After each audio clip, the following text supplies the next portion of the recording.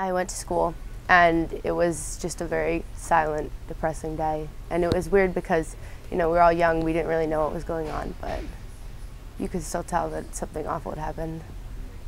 I had my dad, who was working in Manhattan at the time, and my brother, who actually was doing a delivery that day across the street from Sept, 9/11 Twin Towers. So I remember seeing buildings on fire outside of the window while looking out, thinking it was a joke, not really paying attention to it, laughing about it. And I don't think it was until I started noticing that everybody's parents started coming to pick their kids up. That's when I realized that it was like serious.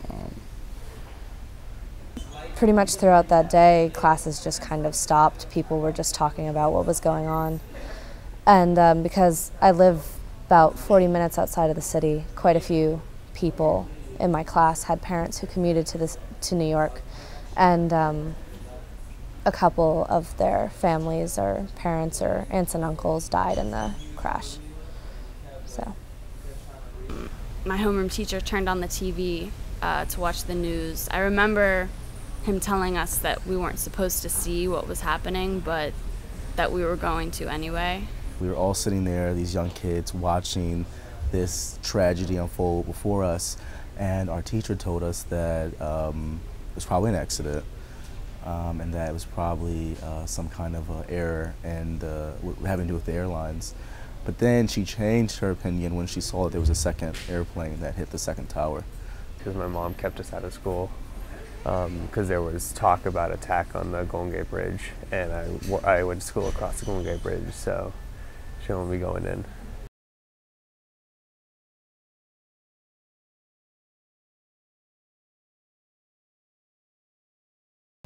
Just to be cautious, to take threats to our country seriously, which, you know, I think we've learned a lot from that mistake.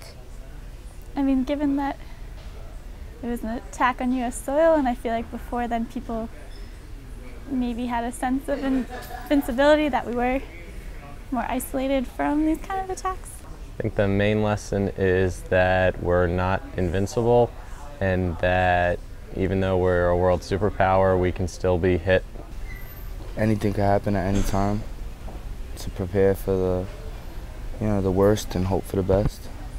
We need to make sure that we really secure our borders and that we protect our country from new global threats that are coming to our shores, such as global terrorism and biological warfare and other things that were not problems in the 20th century or 19th century, but are new 21st century problems in America. That there is a mortality that even comes with being the strongest nation in the world.